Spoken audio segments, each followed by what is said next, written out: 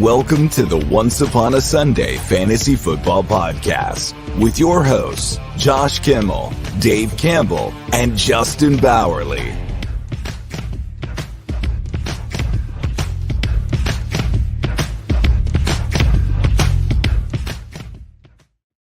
And welcome back to the Once Upon a Sunday Fantasy Football Podcast. I'm your host, Justin Bowerly, as the guy said in the intro. Here to talk to you about starts and sits. This week we have a couple, we have some good matchups, some interesting matchups, and then some that are just like, oh, this is ugly. So be sure to follow us on social media at OUSFFPOD. You can go to our website, OUSFFPOD.com, to where you can check out our rankings. You can check out waiver wire rankings, all of our videos. We'll start putting out some graphics out or some articles out on the website here soon to talk about our game picks of the week in primetime games. But yeah, be sure to follow us everywhere. You can follow me at Justin Bowerly on X. And yeah, that's the only place that's important for sports. But anyways, enough of me. Let's get our guest in here. As you can see, Topher Kurt is back to talk about starts and sits this week because we are still missing Josh. Josh, I miss you. I hope you get power tonight, if not tomorrow, like all predictions say. Topher, Josh is in Tampa, if you didn't know that. He's still dealing with Milton. He has been without power since last Wednesday night. And not only that, but he is one of 3% of people in Tampa that does not have power still. Oh my gosh. 3%. That's insane. Yeah.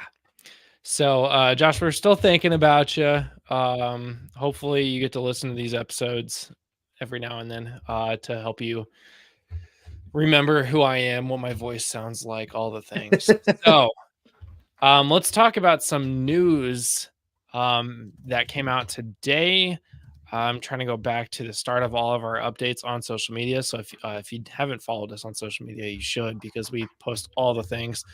First, bye weeks. These suck. This week we got the Bears and the Cowboys, which, if you know anything about me and how I drafted my teams, I have a lot of Bears and I have CeeDee Lamb. So I have 4 wide receivers spread out among all my teams that are out this week, and that just sucks. DeAndre Swift's out this week. Dak Prescott's out this week. Caleb Williams is out this week. Cole Kmet, who is, I think, tight end 2 on the season right now, he's out this week. There's a lot of guys with just 2 teams being on bye with this week. That's tough. We talked about this yesterday a little bit. Russell Wilson is likely to start this Sunday, which means Justin Fields, who I also have on all my teams, not going to be a fantasy option this week. We talked about Davante Adams being traded to the Jets yesterday. I believe that happened on our show. If not, it happened right after our show. Also, Amari Cooper traded to the Bills. That's a big acquisition. Topher, what do you think about both Davante Adams and Amari Cooper heading to the AFC East? Well, I got to tell you, I don't remember what show I was on. I was on somebody else's show a few weeks ago, but I said, hey, Davante Adams is going to end up being a Jet. Like, it's there. It's going to happen. You know, he's clearly unhappy with the Raiders. And people are like, ooh, that's a good take. That's spicy. I was like, no. Like, it's not a spicy take. This is the coldest take I have all year. It's going to happen. And I think for Davante Adams, I think that he, him and Aaron Rodgers have a special connection. They bolster fantasy goals. Like, let's look at this. Allen Lazard without Aaron Rodgers is not relevant in any way, shape, or form. But he has that special connection with Rodgers that made him very marketable, very high scoring. He's got a top 12 wide receiver in fantasy, something like that right now.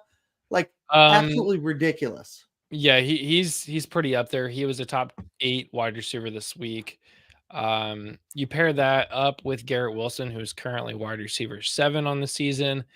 We've got all things lead to the Jets being successful. Like Aaron Rodgers has to be successful at some point, right? And Alan Lazard is wide receiver 11, so just outside the top 10. Add in Devontae Adams. Like the Jets have all the weapons. They have Breece Hall, they have Braylon Allen, they got Aaron Rodgers, they've got a strong defense, they've got all these wide receivers. They started 2-4. Devontae Adams is Got to be good. It has to be good, right? For fantasy. That doesn't mean doesn't mean the Jets are gonna be good, because you saw, Garrett Wilson finally the last 2 weeks exploding, getting on the right track of everything. I had actually traded him away because he in a dynasty league, because he had not been producing, and I didn't think he was catching on with Rodgers.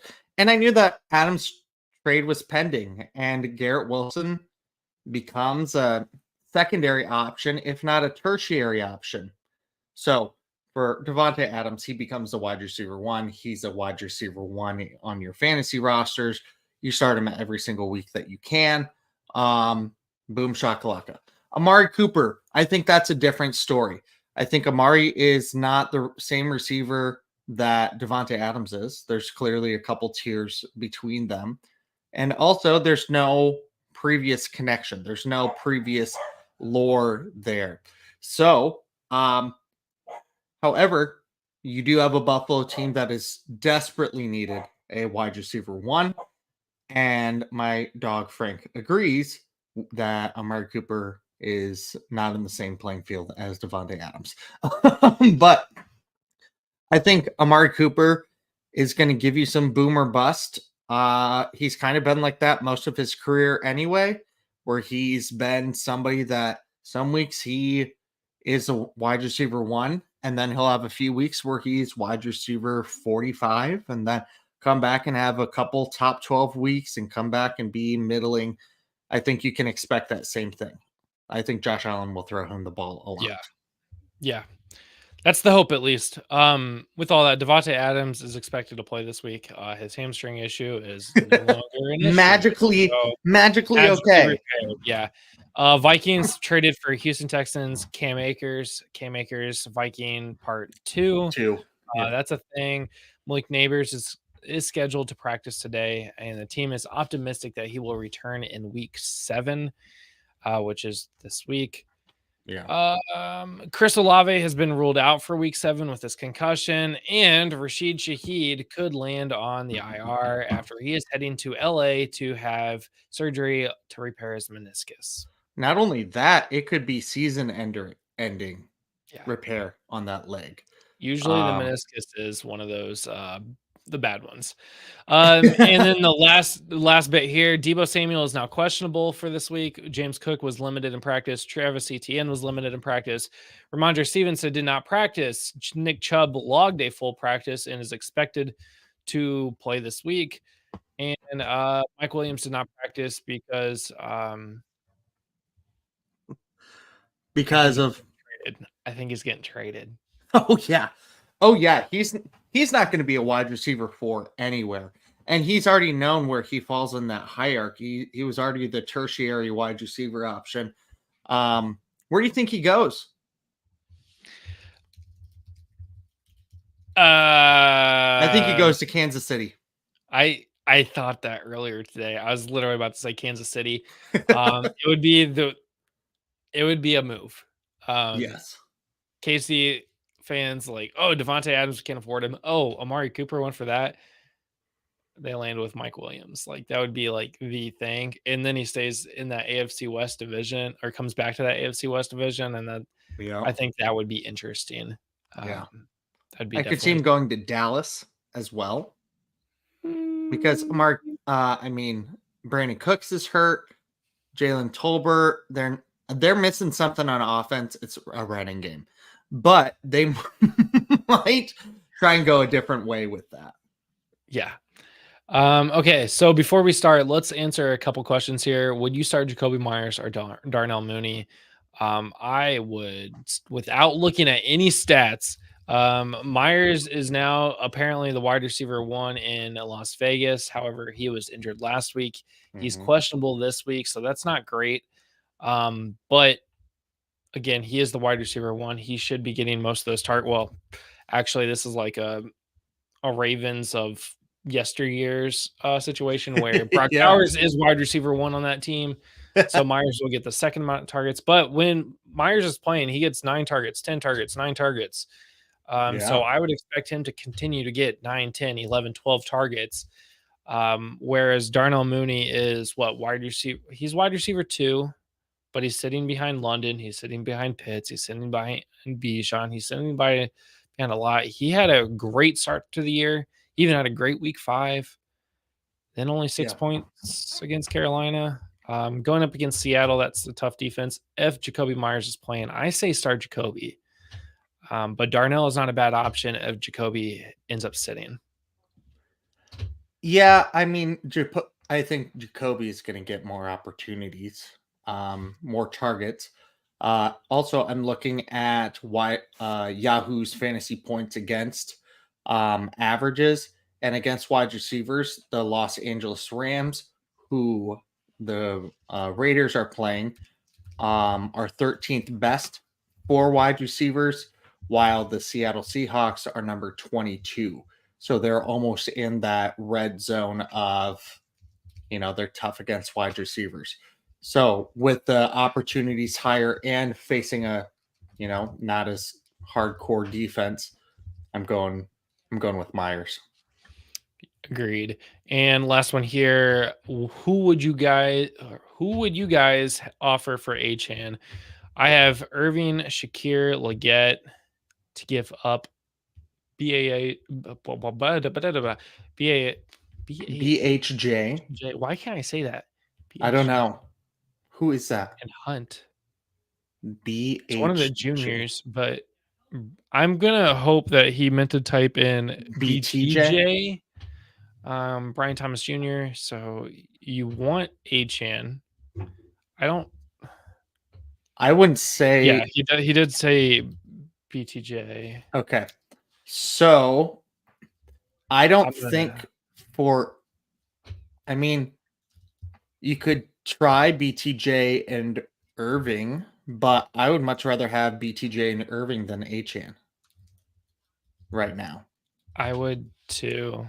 I would even rather have Hunt than Achane right now. Achane has gotten 70% of snaps in weeks 3 and 4 and only got single digit points. And then he got hurt. Now he's questionable, and he was hurt quite a bit last year too. He's one of those running backs that I don't necessarily think you can trust to play the entire season. And right now, I think Brian Thomas Jr. and Kareem Hunt give you a better option, even with Isaiah Pacheco going to eventually come back at some point this season. So yeah, and Achane hasn't run for more than 30 yards besides once. He's only had one game where he's ran for more than 30 yards. Yeah. And he had his first 2 weeks, he had over, 65 yards receiving.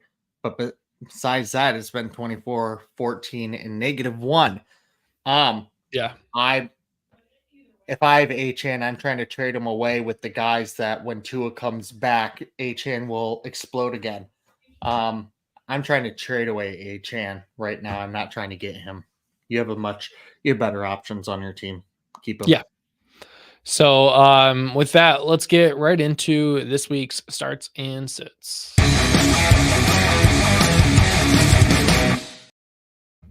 First up, we've got this is an interesting thought I would say this season. Drake Maye or Patrick Mahomes. We've talked about Mahomes a couple times on this show, including in week 5 when we said Patrick Mahomes or Geno Smith. We took Geno Smith in week 5. We were right. Mahomes did not perform better than Geno. So here he is again against Drake Maye. You didn't draft Drake Maye. Nobody drafted Drake Maye. You cannot, in a redraft league, 1 QB league, you did not draft Drake Maye.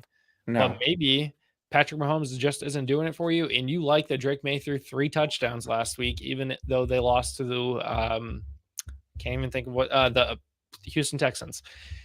Now they're going over to Jacksonville, who just got completely pummeled by fellow rookie quarterback Caleb Williams and the Chicago Bears. The Patriots offense looked a little bit different against the Houston Texans. The Houston Texans obviously had a much higher power offense and was able to close out that game. But Jacksonville's coming off tough losses, or off a tough loss in London. Patrick Mahomes is going up against the 49ers defense. Topher, yeah. I want to know, who would you rather start this week? Who do you think is going to score you more fantasy points this week? Drake May or Patrick Mahomes? Ooh. First off, I live in Kansas, so I feel like anyone that knows me from the Kansas area has high hopes that I would say Patrick Mahomes.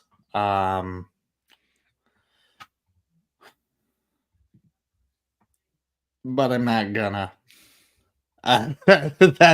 That feels gross to say. That feels no. However, Patrick Mahomes right now literally has as many passing touchdowns as he has interceptions. Patrick Mahomes is not having a Patrick Mahomes season.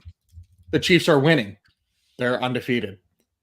Doesn't mean that they're having the season that they need. And Drake May had a better fantasy week last week than Patrick Mahomes has had all season. And he goes against the Jacksonville defense. That is just, it's the worst defense for, it's the best defense for quarterbacks to go against. It's the best one per Yahoo's fantasy rankings with that and stats. And San Fran is 19th, so kind of middle of the pack. But yeah, Drake May, this is gross. This is gross. I didn't sign up for this question, but here I Oh God. Yeah. So it is very gross. I will not deny that question or deny that at all. But I do have a little bit of breaking news regarding this exact situation.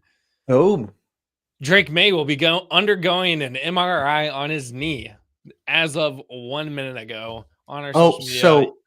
So did you just put that out? This isn't real. He's just making this up for the sake of no. this. I'm dead serious. Breaking Holy news. cow! Our social media team is on it. And Sean sent this over to me saying, "Hey, I know you guys are talking about Drake May tonight, but you should probably know this." So that is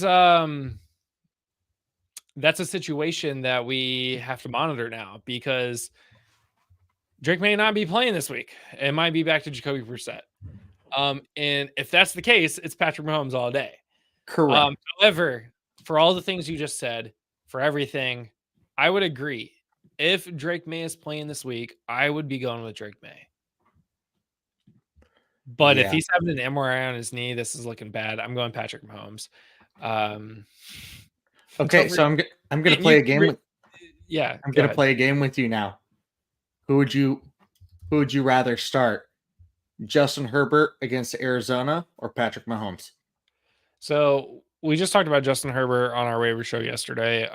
Arizona is allowing 20 points to a game to the opposing quarterback, so that does actually look pretty good. Patrick Mahomes has only scored more than 20. Not at all this season. So depending on your scoring. I'm thinking standard 4-point touchdown scoring, but also Justin Herbert hasn't scored over 15 points. So yeah, I'm going with the safe bet. I'm going to still probably say Patrick Mahomes. Okay. What about Anthony Richardson against Miami?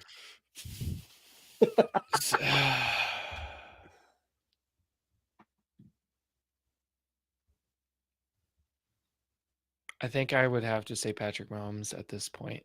Yeah. What? Oh, This hurts me to my core, but it's a valid question. Daniel Jones against Philly, right? This is where we are with Patrick Mahomes, people. We are at a spot where we're asking about an injury-riddled Anthony Richardson, Daniel Jones, a very underperforming Justin Herbert. Like, ugh.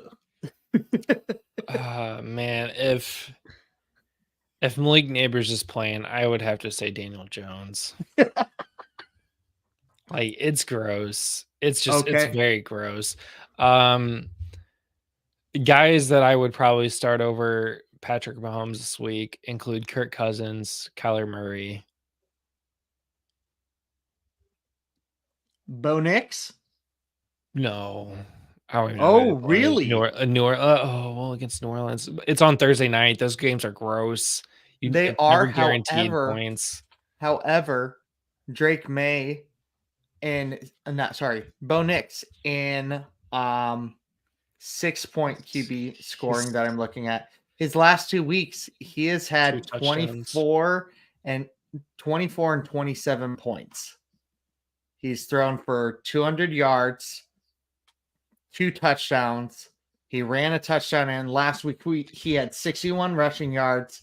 I mean, the only thing I worry about it is that the Saints offense is literally all injured. Their entire team is injured, so I'm worried that they're going to end up running the ball more because it's a short week and they might get up ahead, and Bo Nix might necessarily not be doing that. So I'd probably have to go Patrick Mahomes there. I don't love it. That's fair.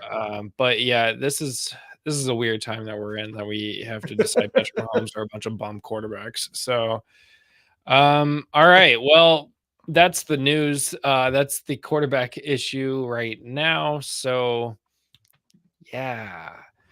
Let's move on to the running back position.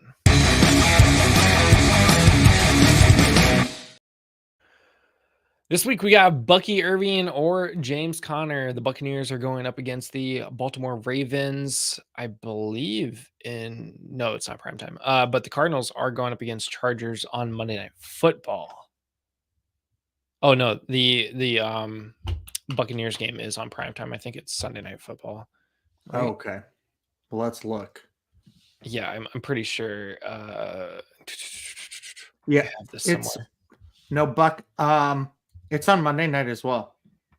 Doubleheader. That's right. There's a doubleheader Monday Night Football game this week. I was working on a graphic and I was like, which one is it? Yes, I'm tired of the doubleheaders on Monday Night Football. So we got 2 Monday Night Football. Oh, that's why I had this matchup, actually. It was because it was 2 Monday Night Football games with both Bucky Irving and James Conner. So which one do you like? This is one of those last minute situations of, oh crap, which running back do I pick for Monday Night Football? Well, I think we have to watch James Conner because he was injured last week. He came off. He only played for 28% of snaps. As a Packers fan, I was watching that game, and I actually had money on James Conner scoring a touchdown, and then he didn't. So that lost me money. So how dare you get injured at my monetary inconvenience? But also, Bucky Irving obviously looked great last week. Sean Tucker looked amazing last week as well. Bucky Irving's snap percentage has pretty much gone up every single week, and he's getting the ball more. And we don't know, is Rachaad White going to play this week? I'm looking right now. It says that he could be the head of a 3-man rotation. But also a chance that White misses another week. But I think Bucky Irving becomes the 1A to Sean Tucker's 1B if White is out. This is kind of gross. I like Bucky Irving a lot. I'm going Bucky Irving. Yeah, I'm going to go Bucky Irving here as well. Even when Rachaad White is playing the game, Bucky Irving is still very useful. We're talking 30 in the 30s percentage of snaps. He's still scoring double digits in multiple weeks. He's gotten touchdowns over the last 2 touchdowns over the last 3 weeks, and he gets some usage in the passing game, but he is effective when he runs the ball, and that's what helps him. Rashad White isn't even that efficient getting the ball 70% of the time. So, or getting 70% of the snaps. James Conner, he seems very touchdown dependent or he's had some very monster weeks where he gets a lot of yards and he gets a touchdown, which does help him on his point game. But if he's nursing that ankle injury, that could affect his game this week. This could be the start of Trey Benson emerging on, just like Bucky Irving is emerging onto the scene. So with all that, I'm going Bucky Irving. This isn't even a question for me at this point. Bucky Irving is just a really good running back, and I think we all expected that coming out of college. Yeah, absolutely. So the next one up, let's go right into our wide receivers.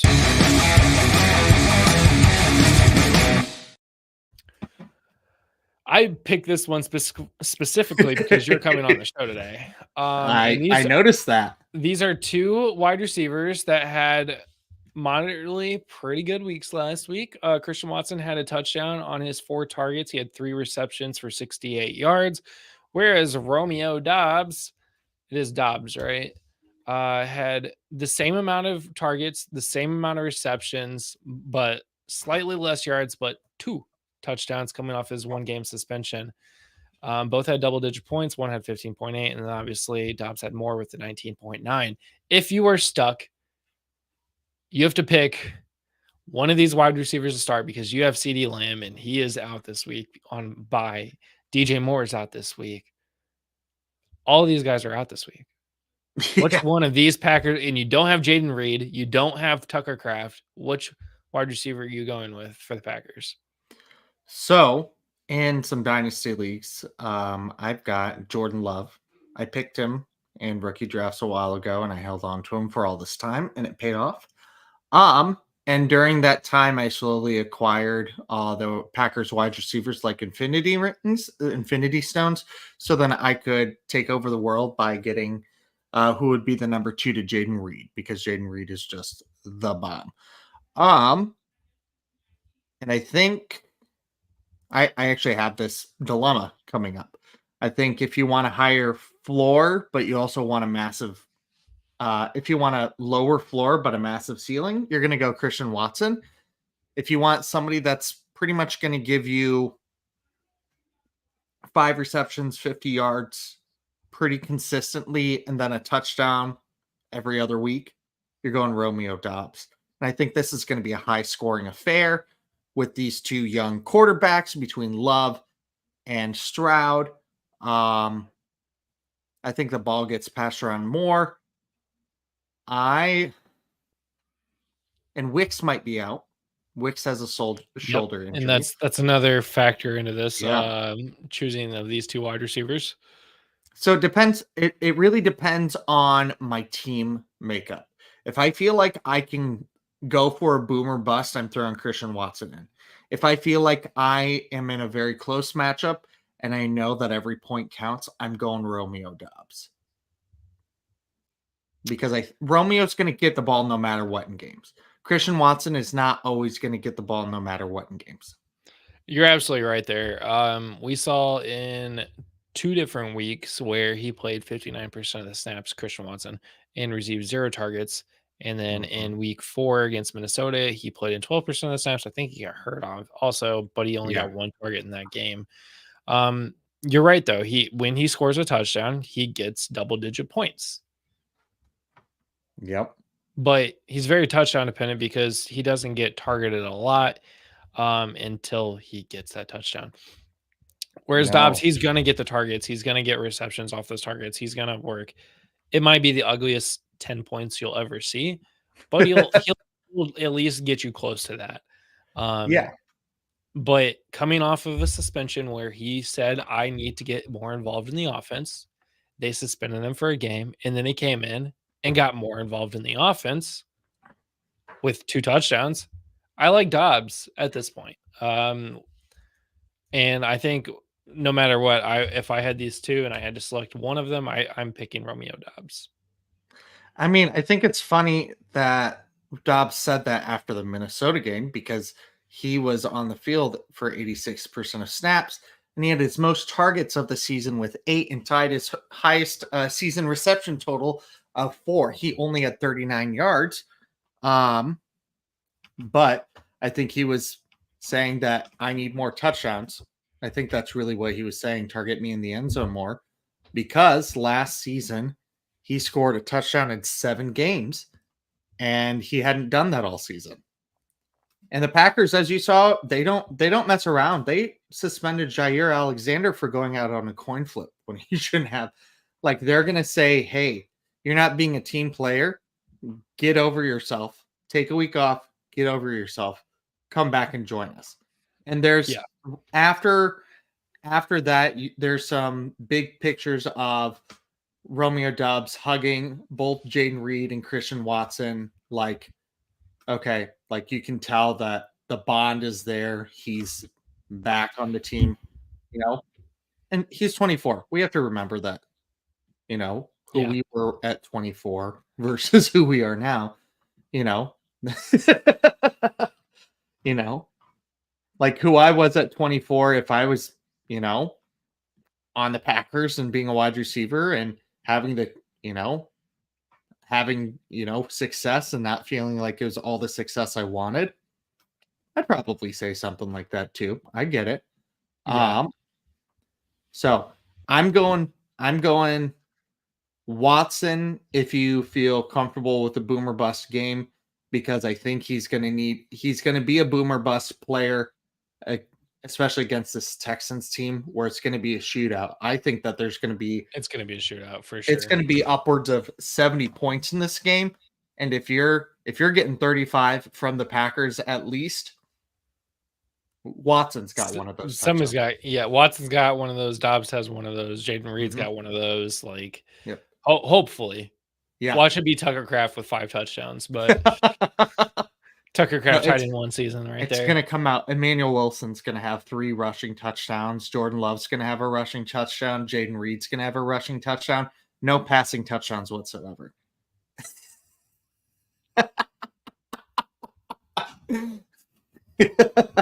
Which 2 would you guys rather start this week? James Cook, Ty Chandler, Travis Etienne, Kareem Hunt, or Bucky Irving? I should have brought this one up the previous segment. I would not start Etienne. He's hurt. Oh God, no. He's losing touches to Tank Bigsby. I don't think his coach likes him. I don't know. Aaron Jones is out, I believe, or he is hurt, and that's hurting him. Ty Chandler got 14 carries in only 5.9 points last week, which is not good. Yeah, Aaron Jones missed practice Wednesday. Hopes to return Thursday. So yeah, but this is. But look at this.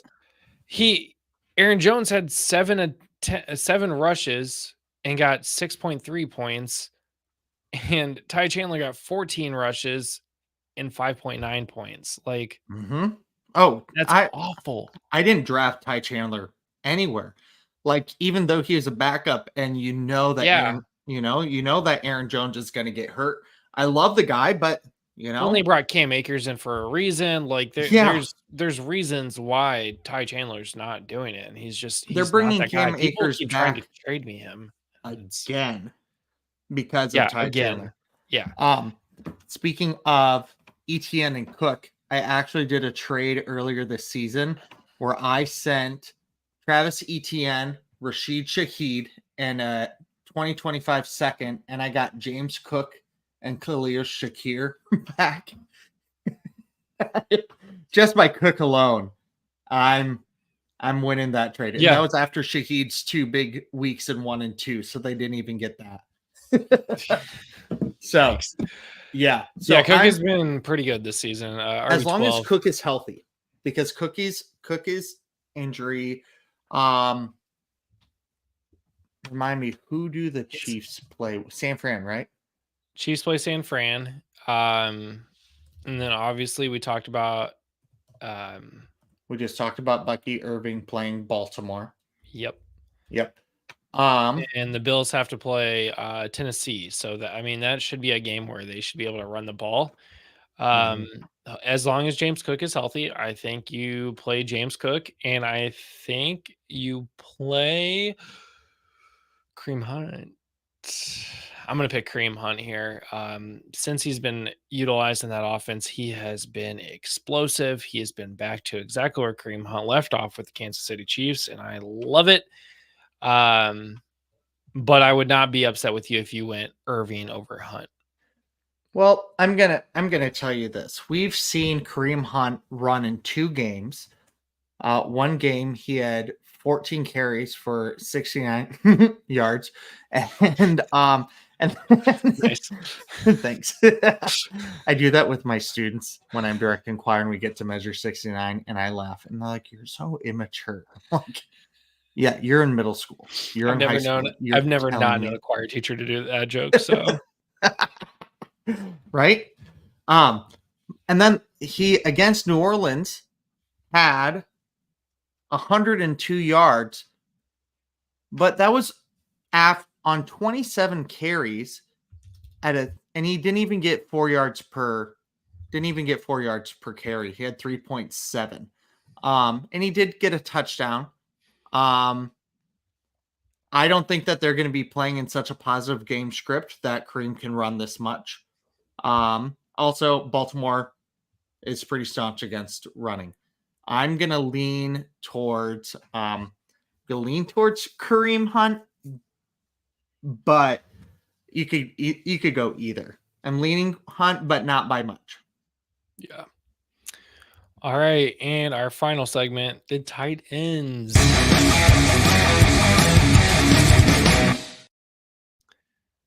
Mark Andrews has revitalized his season over the last 2 weeks versus Dalton Kincaid. So we got the Ravens at the Buccaneers on Monday Night Football, and then you got the Bills at Tennessee.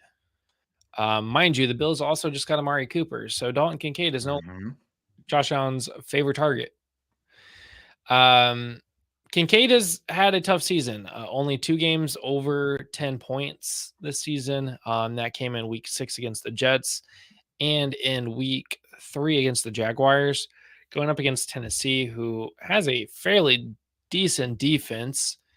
That's going to be a tough matchup. And also, again, Amari Cooper's out there. Like, let's play with the new shiny toy, maybe. Khalil Shakir might be healthy again, hopefully. But Mark Andrews had 9.5 points in week 5 and then 15.6 in week 6. Is Mark Andrews back? I think there's shadows of him being back. I don't know though. I just don't. His snap share has gone down from first week in KC where he was at 74% to the last 2 weeks where he was only at 55 and 50. However, Tennessee Titans are literally the best team against the tight end this season so far. It's pretty big. However, they have not faced a whole lot of competition. Let's go through this real quick.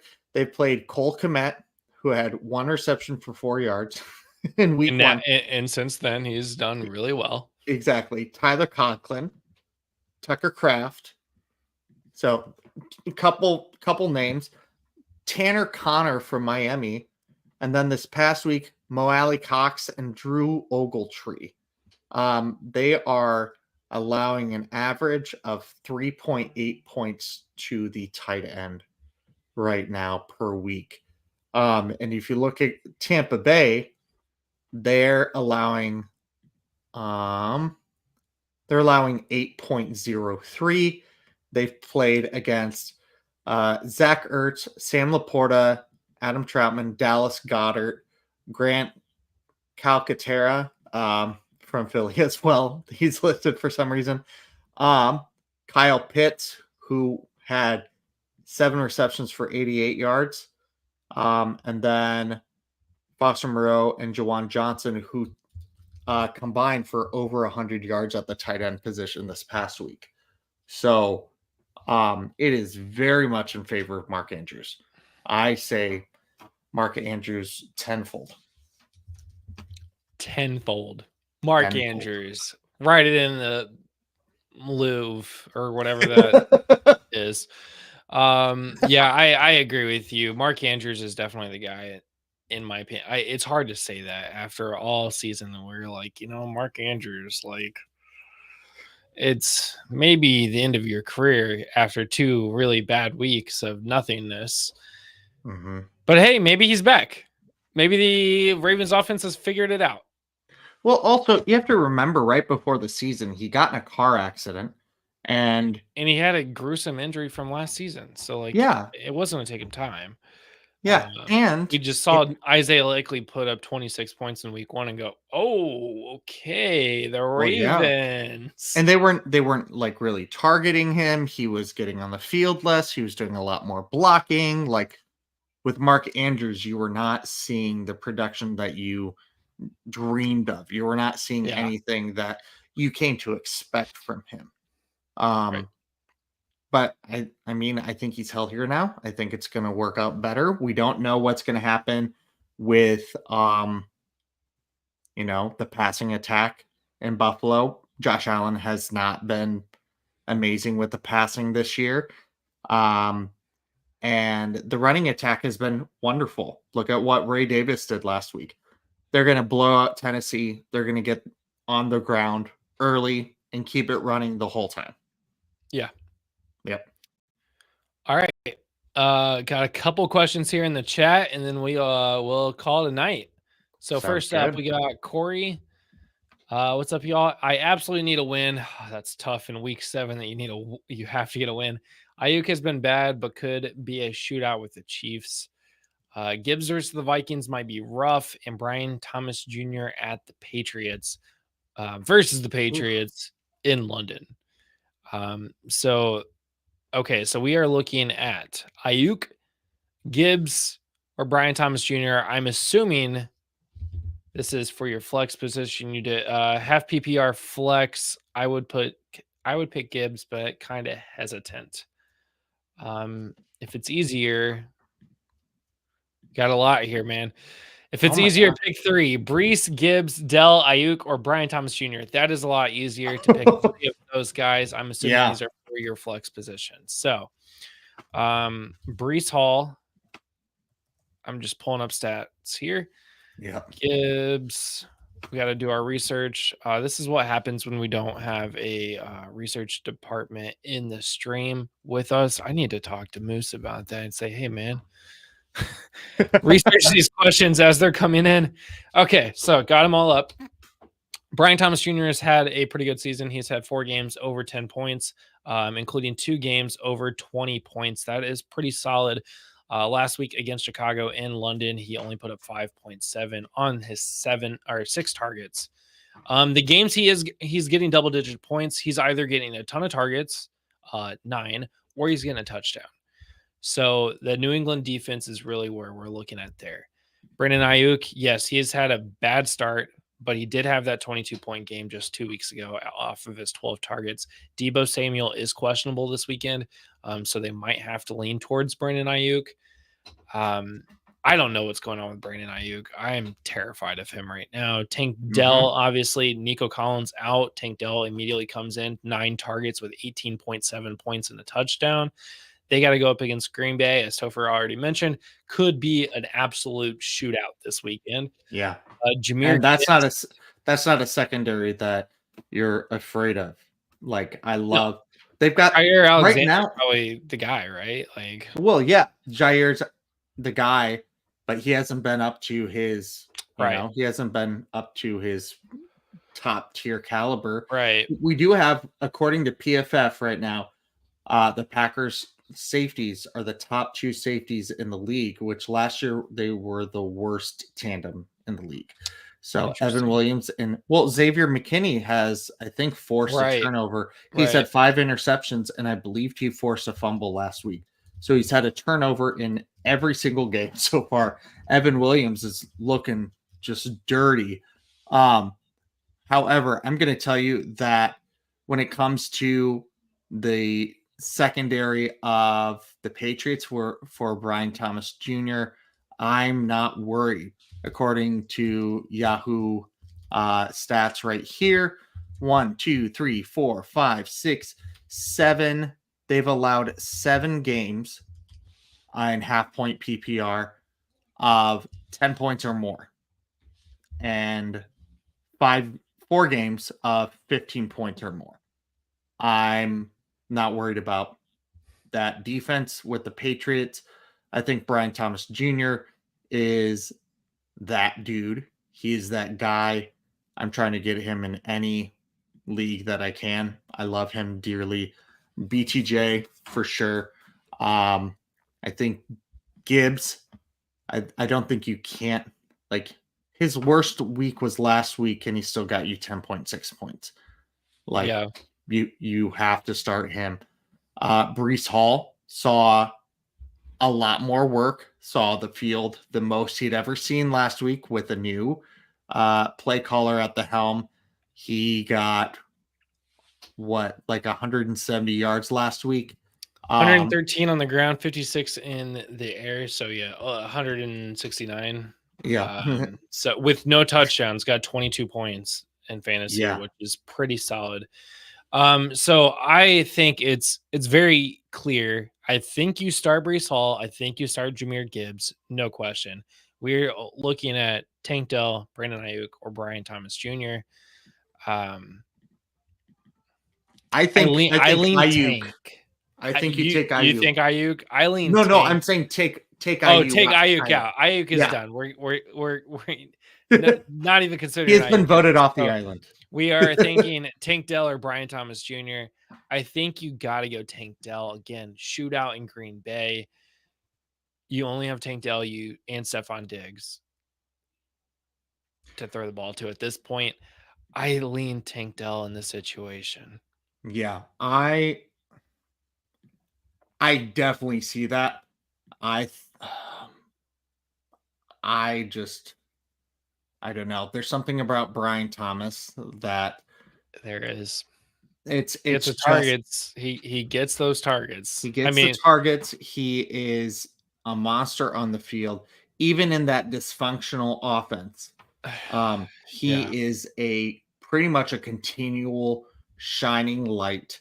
He's only had 2 weeks where he has been under 12 points. Tank Dell has only had 1 week where he's above 9 points. And so, yes, he's got that opportunity now, which I think he'll seize. But Brian Thomas, I'm leaning him. But I'm, again, like I said earlier with Irving, I think it was Irving, or it was the wide receivers earlier with the Packers. You got to choose kind of what adventure you want. I think Tank Dell could have a bigger week. Brian Thomas will give you a more solid week. Yeah, the only thing that's keeping me hesitant from taking Brian Thomas Jr. is the Evan Ingram factor. Evan Ingram came back in his first game, immediately 10 targets, 10 receptions, 102 yards, 18 points. And go figure, that's Brian Thomas's weakest week of the season. Evan Ingram being there is Trevor Lawrence's favorite target in that offense. He has been for the last several years. I will lean Tank Dell. If Evan Ingram is healthy, because he's questionable again, if Evan Ingram plays this game against the Patriots, I would go Tank Dell. Absolutely no question. I love Brian Thomas, but I don't like the fact that he will have to compete with Evan Ingram for targets. I think that you just convinced me to go Tank Dell. All right. Breece Hall, Jahmyr Gibbs, Tank Dell. Calling the day. Those are your 3 in the flex. Corey, I hope that helps. Okay. Couple more questions here. We'll get a couple more questions in here, but we're not going all night. So I see you guys are talking tight ends. Oh, we can go all night. We can go all night. My wife's still on the phone. So, and here I am scrolling through YouTube trying to find someone to help me decide, is it Ertz or McBride this week? Oh, I hate that you have to decide between Ertz and McBride because that should be an easy matchup. I'm going to say McBride. He seems to be healthy. He's getting 8-9 targets every game. He's even not scoring a single touchdown this season. He is putting up double-digit points in all but 1 week, and then obviously the week he missed. Zach Ertz is very fringe. He'll get you 4 targets, but it doesn't. He's averaging about 4 exactly. receptions. Yeah. So it doesn't quite equate to points. I know he's going up against Carolina, but I'm going to go Trey McBride. He's the tight end 4 on the season for a reason. Start Trey McBride, no question, in my opinion. Especially after watching him last week against the Packers. Sometimes you see these stats and you can't watch every fantasy play. You can't watch every game, nobody can. But when you get to watch these players in the games that you're watching, and it's not just on red zone, because I love me some red zone, but when they're going down the field, not just when they're in the red zone, you get to see those traits. And Trey McBride just looked nasty. He looked McNasty right out there. Yeah, it really has. Okay, I just traded Hubbard for Jordan Love. Ooh, I love that. Holy cow. 1 for 1. Okay. Love my running backs are Mason, Aaron Jones, and Hunt. My QB is Kyler Murray. Was that a good trade? I'm going to look to trade Kyler now. I'm going to assume because you're looking to trade Kyler away, we're talking about a 1 QB league, which is perfectly acceptable. Yeah. The fact that you got Jordan Love off of just trading Chuba Hubbard. Well, have you seen Hubbard's stats? Yeah, I've seen his stats, but also Jonathan Brooks is coming back like this week, or the practice window is opened up for Jonathan Brooks. Hubbard is not going to be the RB1 for the Panthers for the remainder of the season. I mean, true. I get why you would think that, but like there's also been times where running back been killing it. Oh, the rookie's back. The guy that we anticipated being our RB1 all season's back. Let's put him in. Oh, bye. And I agree. I love the love side of it, but Chuba's been killing it lately. You sold Chuba for a very good price. I will say that. Easily. You stole Jordan Love away for Hubbard. I'm going to say you need to find another running back because Mason injury prone. Plus, when CMC's back, he's coming back soon. Yeah. Aaron Jones injury prone. Kareem Hunt only has a job literally because Isaiah Pacheco went down. And so you have 2 of your 3 running backs that are temporary placeholders. If your team makes the playoffs right now, you only have 1 viable running back, and that's Aaron Jones. You need to go out and get another viable running back for your team. As far as who, because you're asking who would we look for? Kyler. I mean, Kyler is a stud. We are looking at QB 9 on the season. So keeping that in mind, we're playing more running backs. So running backs are. I have Pacheco too. Okay, so he has Pacheco, so that's going to replace. Okay, Hunt. that helps. So that does help. I do think you still go get a running back. I think you go.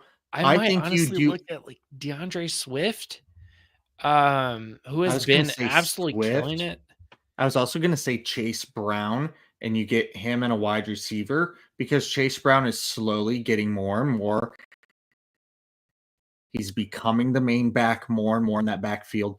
Another guy you could look at is David Montgomery. RB10 on the season, yes. But if you factor in the fact that most people probably think Gibbs, who's RB13, is going to be the premier guy there, you're giving away Kyler Murray. Kyler Murray is an asset, so you shouldn't be settling for less on this. You should be getting an RB1 on the season for an QB1 on the season. So go find the guy who has Montgomery or Swift or who did you literally just say? Oh my God. I don't even remember who you just said now. Go find Chase one of those. Chase Brown. Chase Brown, pair that up with somebody else also because that's weird. Yeah.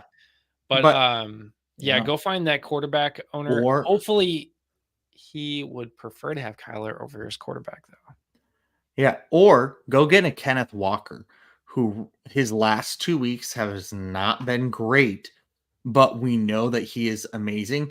Plus, he has had 8 targets in each of the last 2 games. His last 3 games, he has had 21 targets. So even though his rushing numbers aren't there, his receiving numbers are there. He was also facing the Giants and the San Fran lines. Those are 2 of the best defensive lines in the league. They're stacked there. You face Atlanta that the next week, this upcoming week, like that's not anything that you're going to be scared of. The Rams coming up, not scared of that. Aaron Donald's not there. Kenneth Walker is a sneaky great steal right now. Agreed. Yeah, and by not great weeks, I mean 20 points, 15 points, and then 33 points in the last 3 weeks for Kenneth Walker. So I think there's a lot of guys out there. Again, do not settle for trash. Kyler Murray is a top quarterback in the league. He is a starting quarterback in this league in fantasy football in 1 QB formats. Go find the guy that has no quarterback. He is struggling. He needs a quarterback. Take his running back from him. Or go find the guy that has Marvin Harrison Jr. and try and sell a stack. But you have to see obviously if he has the running back appeal. But if he does, find that maybe give up an ounce more than you would want to because of that, but you've got a better quarterback in Love than Kyler for fantasy, in my opinion. And I would run with that so then you can really get another solid, healthy running back. Yeah, so he's wondering, is Josh Jacobs a good fit here? What about Josh Jacobs? Josh Jacobs has not been the running back that we thought that he would be. I love my favorite personality in the NFL is AJ Dillon. I adore the guy. He's not the greatest running back in the world, but I adore AJ Dillon so much. He and I actually got married on the same day, and I tweeted that out to him. I was like, dude, this is awesome. And then he retweeted my wedding post and was like, dude, this is awesome. So yeah, so he and I are best friends now. But Josh Jacobs has looked a little AJ Dillon-esque, a little plottish. The last 3 out of 4 weeks, he has had under 4 yards per carry. He's not ever going to be a huge participant in the receiving game, especially with Emmanuel Wilson back there. However, JJ Zacharyson did talk about this week that the Packers have one of the worst passing to rushing touchdown ratios, and that regression is bound to come back where there's going to be more rushing touchdowns. Josh Jacobs has 1 rushing touchdown on the season and no receiving touchdowns. And in an electric Packers offense, he has that ability to come back. However, I think there are better running backs that you can go out and get than Josh Jacobs. And I'm all saying the guys that we've mentioned. As a Packers fan, I would say Josh Jacobs, I'd get him over Chase Brown. I'd get Josh Jacobs over Chase Brown. But otherwise, I see Josh Jacobs and Tony Pollard on similar fields right now. That lower running back 2 that could give you a burst every now and then, but it's going to be a pretty confident player, and I think you can get more for Jacob. You can get more for Kyler Murray than just Josh Jacobs. 2 more questions. Well, this is 3 questions if you count this as 2-parter. Fairbairn or Harrison Butker for kick starter? I don't play kickers, but I would go Fairbairn. He's kicker 3 versus Harrison Butker's kicker 14. That's how I play kicker. Who's rated the best? Yeah. Sorry, can't help you there. But Mixon, Godwin, or Thomas Jr. for the flex. Mixon has been very good, but Godwin is literally wide receiver 1. Godwin should be in your starting lineup, like as your starting wide receiver. He is wide receiver 1 on the season, so I would go Godwin. Would not hate it if you picked Mixon. But that's came back 27 points immediately. He's going up against Green Bay again, shootout, so maybe not so much in the running game as as he's gotten involved in last week against New England, who they were already blowing out. So he got heavily involved. And then Thomas Jr. again, the Evan Ingram factor. I don't know if I like Thomas Jr. right now. I want to see both of them score a lot of points at the same time before I go back to Brian Thomas Jr. Chris Godwin all day, every day. Easy. And I think Fairbairn. You got Metcalf and Worthy in those spots. Metcalf is wide receiver 15, so not a starting wide receiver, and Worthy is not a starting wide receiver. Metcalf not a wide receiver 1. Oh, okay. I was like, not a. What? He is a starting wide receiver, not a wide receiver 1, but you got Worthy there. Okay. Yeah, I'm just pick Godwin. Yeah, Godwin. Who are your other receivers? Also, I think who are you starting at wide receiver? Godwin, Metcalf and Worthy is what he said. Oh no, get Worthy out of that immediately. So this is a great time to talk about strategy on how you set up your lineup. Put all your earlier guys in at your wide receiver position. Mm-hmm. Put any later guys at your flex. I cannot tell you how many leagues I was saved in because I had James Cook in my flex for Monday Night Football, and he got injured, so I was able to swap him in with another Monday Night Football player. I was literally going to bring that up. That I put in, it didn't help me much, but I put it didn't help me. I still lost the game, but I put Khalil Shakir in for James Cook in my flex, and that saved a week for me. Okay, well there you go. But yeah, always put the guys that are later in the week or in the weekend in your flex positions, because then you could swap them out if a last minute injury happens and you have more options. But don't hate you for that. So, in the final question of the night, keep trade cut movie, football movie edition, the Waterboy, Varsity Blues, or Rudy. Ooh, hard hitting questions here. So and this is my buddy Matt. Hi Matt. Varsity Blues. Hi there. I never watched Varsity Blues. I haven't either. So right. I think Varsity Blues. Cut it, because neither of us have seen it. I'm keeping Rudy, Matt. And I'm trading the Waterboy. See, and I'm keeping Waterboy and I'm trading Rudy. I think Rudy. I'm a Notre Dame fan, so as you can see right there, I would keep Rudy and trade the Waterboy and cut Varsity Blues. Hold on. So did you? Because it looks like you're in front of a green screen. What are you talking about? Are you serious? Is that your bookshelf back there? It might be my bookshelf. It is not your bookshelf. I did this construction recently. You did not. You're green screening it. Yeah. No. I have professional lights up. This is the bookshelf behind. Go grab a book then. I can't grab a book right now. I'm streaming right now. Go grab a book. Go grab a book. I'm talking to you right now. But I will say that I knew it wasn't a standard thing. I got 1 hour, 1 minute before you disappeared the illusion. Hey, I saved it for the end. But you've got the little Colts there. You've got the Notre Dame. I think it's not your average. You've got the white Bengal helmet there. That one's hiding. Yeah. And in the greenery as well. I like that. Is that set of cat ears behind you, like for Catwoman? No, like right behind you, behind your like neck right there. What is that big ol'? Yeah, that thing. I think it's like, I don't know, it's decoration my wife put up.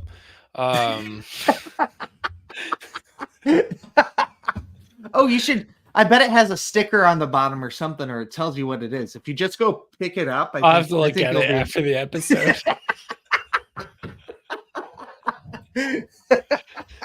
All right, so that's going to do it for this episode of the Once Upon a Sunday's Fantasy Football Podcast. Be sure to catch us on Friday for our weekly rankings of Week 7. Hopefully, Josh is back and has power again. Yeah, I hope you get that, Josh. I'm glad I could step in, but like your power clearly means way more. I'm so tired of hosting this show and carrying all the weight. Josh, I need you back, man. Josh, that is why he brought me on, so then I could carry the weight for him. See, I behaved very well. You did. We got to the hour mark. We got to the hour mark. That hour mark, it's just, it's where the fence is done. Boundaries are off. It's, after this, I think I'm going to have to go watch some Love is Blind and then text you about it. I think that's what my wife is waiting to go watch. So we're going to cut out the episode here. Be sure to follow us on social media at OUSFPOD. You can follow us everywhere on social media. Subscribe to our podcast on whatever you're listening to this on right now, whether that's on Apple Music, Spotify, Amazon Music, Google Podcasts, YouTube. Be sure to subscribe there as well. Your MP3 get the notifications. Player. Yeah, wherever. iPod Nano. Yeah, exactly. Your CD player. Do all the things. Follow us on social media. Be sure to follow me at Justin Bowerly. Topher K44 on Correct. X. Look at that. I didn't even have to look at my notes. But guys, until next week, we're out of here. Hey, and he'll pick up the helmets off his shelf next week. Yeah. Thanks for listening. Be sure to like and subscribe wherever you watch or listen to podcasts. Follow on X and Instagram at OUSFFPOD. We'll be back next week for more ways to win your league.